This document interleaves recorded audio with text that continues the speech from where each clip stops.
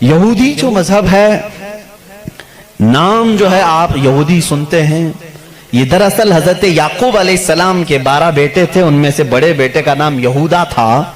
یعقوب علیہ السلام نبی ہیں اللہ کے، جن کا نام عبرانی زبان میں اسرائیل ہے، اسرائیل۔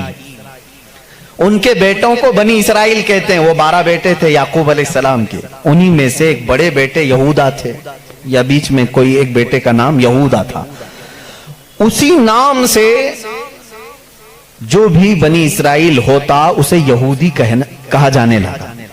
یہودی ایک قوم کا نام ہو گیا، وہ اب اس کو انگلش میں جیوز کہتے ہیں آج۔ جیوز یہ دنیا کی شریر قوم ہے، بڑی شریر قوم ہے۔ پہلے یہ لوگوں نے نبیوں کا قتل کیا ہے۔ ان کے بارے میں کیونکہ میں وہی باتیں کر رہا ہوں جو قرآن کہہ رہا ہے۔ اگر آپ کہیں گے بہت کٹر پنتھی ہو جائے گی تو پھر قرآن کو بھی بند کرنا پڑے گا۔ قرآن کہتا ہے یقتلون النبیین بغیر حق، یہ ناحق نبیوں کا قتل کرتے تھے۔ جب قرآن ان کی باتیں بیان کر رہا ہے تو میں کیوں نہ بیان کروں؟ یہ شریر قوم تھے، حق بات کو کبھی تسلیم نہیں کرتے تھے۔ بہرحال زکریا علیہ السلام کے قاتل یہ ہیں، یحییٰ علیہ السلام کے قاتل یہ ہیں، اور عیسیٰ علیہ السلام کو سولی پر چڑھانے کے سارے بندوبست انہی نے کیا۔ یہ بات مجھ سے نہیں، عیسائیوں سے جا کے پوچھ لو، ان سے پوچھنا جیزس کو کون سولی پر چڑھایا تھا، جبکہ ہمارا عقیدہ ہے کہ عیسیٰ علیہ السلام کو سولی نہیں دی گئی۔ ہمارا عقیدہ ہے، قرآن سے ثابت ہے، اس پر میں بعد میں گفتگو کرتا ہوں۔ لیکن یہ یہودی قوم بڑی پرانی ہے، یعقوب علیہ السلام سے چل رہی ہے، ٹھیک ہے، کافی پرانی۔ یہ مانتے کس کتاب کو؟ کسی بھی دین کو، کسی بھی مذہب سے ہم کو اگر بات کرنا ہے تو اس کی جو مقدس کتاب ہے اسی سے بات کرنا۔ میں بھی انہی سے بات کروں گا، ہوائی فائرنگ نہیں۔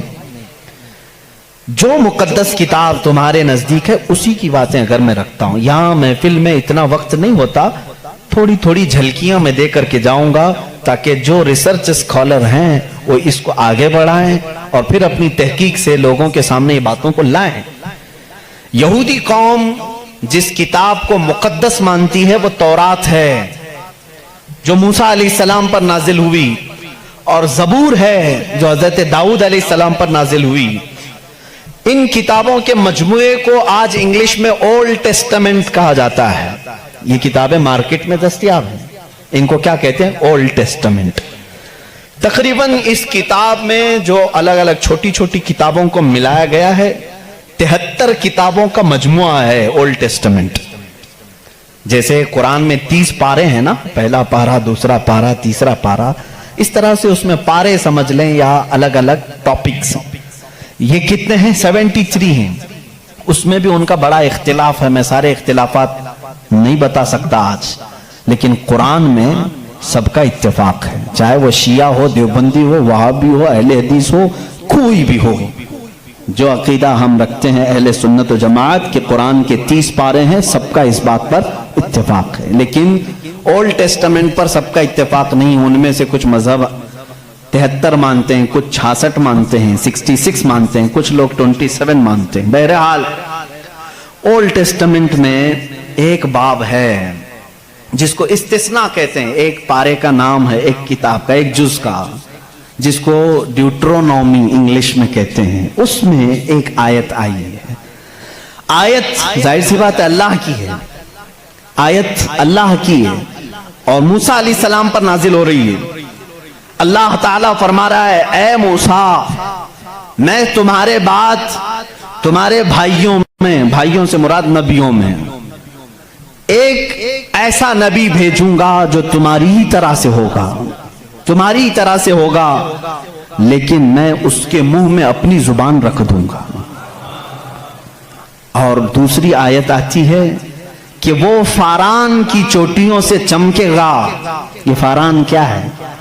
یہ فاران کی چوٹیاں کہتے ہیں مکہ مکرمہ میں جو اب پہاڑ ہے، جبل کعبہ جو خانہ کعبہ کے قریب، انہوں نے اس کو سب ختم کر دیا، آج وہاں پر بادشاہوں کے محلات بنے ہوئے ہیں۔ وہاں فاران کی چوٹیاں کہا جاتا تھا کہ وہ مکہ کا ایک پہاڑ ہے، اور मुकद्दस किताब ओल्ड टेस्टामेंट में कहा जा रहा है कि वो चमकेगा कहां से? फारान की चोटियों से। अब मैं उसकी तरफ आता हूं। बेचारे ईसाई कहने लगे कि ये जो बशारत आई है मूसा अलैहिस्सलाम को, उससे मुराद हमारे नबी ईसा अलैहिस्सलाम हैं। ये मुंह मियां मिट्ठू बनते हैं। इस तौर पर अल्लाह ने क्या फरमाया? ऐ मूसा, मैं तुम्हारी ही तरह एक रसूल भेजूंगा। तुम्हारी ही तरह से मुराद क्या है? ईसा अलैहिस्सलाम मूसा अलैहिस्सलाम की तरह बिल्कुल नहीं थे, क्योंकि मूसा अलैहिस्सलाम की माँ भी थे, बाप भी थे। ईसा अलैहिस्सलाम की सिर्फ माँ है और बाप नहीं है। अगर माँ और बाप वाला कोई रसूल है तो वो मोहम्मद अरबी सल्लल्लाहु अलैहि वसल्लम, मेरे आका की माँ भी हैं, बाप भी हैं। मूसा अलैहिस्सलाम की तरह ईसा अलैहिस्सलाम नहीं हो सकते। ये मैं क्रिश्चियन से कह रहा हूँ, ईसाइयों से कह रहा हूँ, जो ये कहते हैं कि मूसा की बशारत में हमारे नबी का जिक्र आया है। मैं कह रहा हूँ नहीं, इसलिए कि मूसा अलैहिस्सलाम की शादी भी हुई थी, बच्चे भी हुए थे। ईसा अलैहिस्सलाम की शादी भी नहीं हुई, बच्चे भी नहीं हुए। वो 33 साल की उम्र में आसमानों पर उठा लिए गए। लेकिन अगर मूसा अलैहिस्सलाम की तरह शादी और बच्चे वाला कोई रसूल है, वो मोहम्मद अरबी सल्लल्लाहु अलैहि वसल्लम। शादी भी किया है आपने, बच्चे भी फरमाए। और दूसरी आयत जो मूसा अलैहिस्सलाम से ये कही गई कि वो फारान की चोटियों से चमकेगा, मेरे अजीजों, इसका मिज़दाक कोई दूसरा नबी हो ही नहीं सकता। मैं आपको तारीख बताऊं, फारान कहां है? मक्का में है। आदम अलैहिस्सलाम से लेकर हुजूर अकरम सल्लल्लाहु ताला अलैहि वसल्लम तक 1,24,000 कमोबेश नबी आए, लेकिन उनमें से एक भी नबी मक्का में नहीं पैदा हुए सिवाय मोहम्मद रसूलुल्लाह। कोई नबी मक्का में नहीं पैदा हुए, सिर्फ मोहम्मद अरबी सल्लल्लाहु अलैहि वसल्लम। मेरे आका सल्लल्लाहु अलैहि वसल्लम 40 साल तक मक्का मुकर्रमा में खामोश रहे, अपने अखलाक व किरदार को इजहार करते हुए। लेकिन 40 साल की उम्र के बाद जब अल्लाह की वही आई, कुरान की आयतें आई, तो सबसे पहले मेरे आका सल्लल्लाहु अलैहि वसल्लम ने पूरे मक्का वालों को एक दावत देकर जमा किया था। कहां जमा किया? यही फारान की चोटियों में। यह पहला मजमा है, पहला जलसा है मेरे आका का। उसी जलसे में मेरे आका ने सबसे पहली मर्तबा ये ऐलान किया, ऐ मक्का वालों, मैं मोहम्मद अल्लाह का आखिरी रसूल हूं। हुजूर अकरम सल्लल्लाहु ताला अलैहि वसल्लम का ये फरमान आलीशान ही, जिसको मूसा अलैहिस्सलाम की तौरात में कहा गया कि वो फारान की चोटियों से चमकेगा, अल्हम्दुलिल्लाह वो रसूल फारान की चोटियों से जो चमका वो आज तक चमक रहा है। चमक तुझसे पाते हैं सब पाने वाले, मेरा दिल भी चमका दे चमकाने वाले। बरसता नहीं देख कर अब्र रहमत, बदों पर भी बरसा दे बरसाने वाले। या रसूल अल्लाह, मैं मुजरिम हूँ आका, मुझे साथ ले लो कि रस्ते में हैं जा बजा थाने वाले हैं, हमारे तो रोड पर ही हैं। बहरहाल या रसूल अल्लाह, हमको अपने साथ ले लें, जा बजा हैं थाने वाले तो समझते होंगे, आला हज़रत ने शेर में जिक्र फरमाया। बहरहाल एक ओल्ड टेस्टामेंट की एक ही बात मैंने कही, ज्यूस से ये पूछें जा करके कि ये जिक्र आया है मूसा के बाद एक नबी आने वाले, वो कौन से नबी हैं? उनकी ये सिफत बयान की गई है ड्यूट्रोनॉमी इस्तिस्ना में। ओल्ड टेस्टामेंट में ये जिक्र आया है, वो कौन है, वो कौन सा रसूल है, आखिर तुम ही बता दो। वो आज तक नहीं बताएंगे। वो कहते हैं कि शायद आने वाला है, इस रसूल के बाद अब कौन और आने वाला है, अब कौन आने वाला है? चलो इसको नहीं मानते। दूसरी बात मैं कहता हूं, सुलेमान अलैहिस्सलाम को भी ये बहुत मानते हैं। कौन? ज्यूस, यहूदी, जिनको इंग्लिश में सोलोमन कहा जाता है। सोलोमन, हजरत सुलेमान अलैहिस्सलाम को ये सोलोमन कहते हैं। एक किताब यहूदियों के पास और मुकद्दस है, songs of Solomon. Songs of Solomon का मतलब हजरत सुलेमान अलैहिस्सलाम जो मुनाजात करते थे अल्लाह की बारगाह में, वो अशार होते थे इब्रानी जुबान के। जैसे हम कहते हैं या इलाही रहम फरमा मुस्तफा के वास्ते, ये दुआ है ना। सुलेमान अलैहिस्सलाम इस तरह दुआएं जो करते थे, वो सारे इन्होंने उसको सॉन्ग्स कहा है और उसको जमा किया गया है सॉन्ग्स ऑफ सोलोमन नाम से। इसमें तो शक की गुंजाइश ही नहीं, शक की गुंजाइश ही नहीं, क्योंकि हैरत इस बात की होगी, वो इब्रानी जुबान जिसको आज हेब्रू कहते हैं, इजराइल में आज भी बोली जाती है।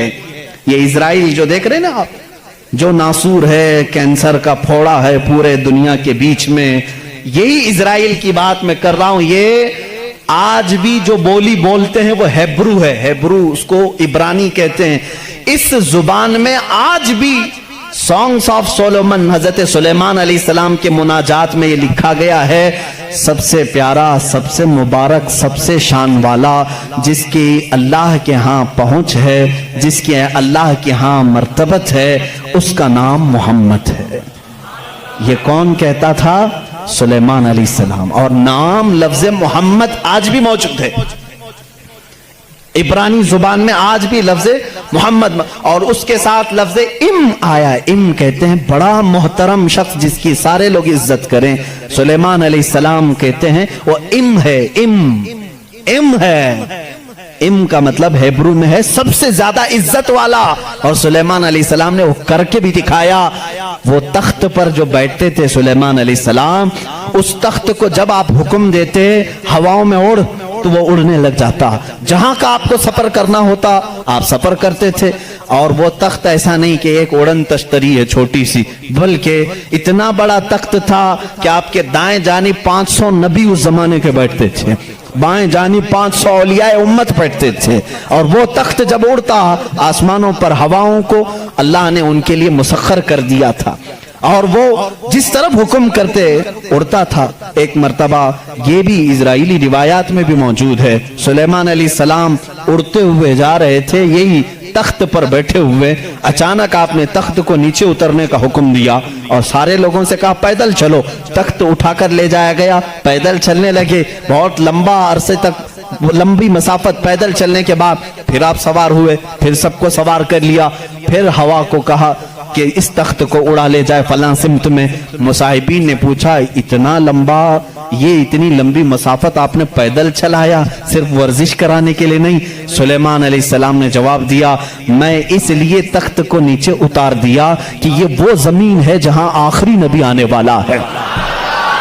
وہ مدینہ طیبہ تھی، وہ رسول کریم صلی اللہ علیہ وسلم کی آخری آرام گاہ تھی، جہاں سے اوپر اڑ کر جانے کو بھی سلیمان علیہ السلام نے بے ادبی تصور کیا. اور اسی لیے وہ اپنے سانگز میں یعنی اپنے مناجات میں جو حضور صلی اللہ علیہ وسلم کے ساتھ لفظ ذکر کرتے ہیں وہ لفظ ام ہے. یعنی دنیا جس کی سب سے زیادہ احترام کرے وہ محمد عربی صلی اللہ علیہ وسلم ہے. آؤ جیوز، آؤ یہودیوں، پڑھو اس چیز کو کہ محمد عربی صلی اللہ علیہ وسلم کا ذکر سلیمان علیہ السلام نے کیا ہے، موسیٰ علیہ السلام نے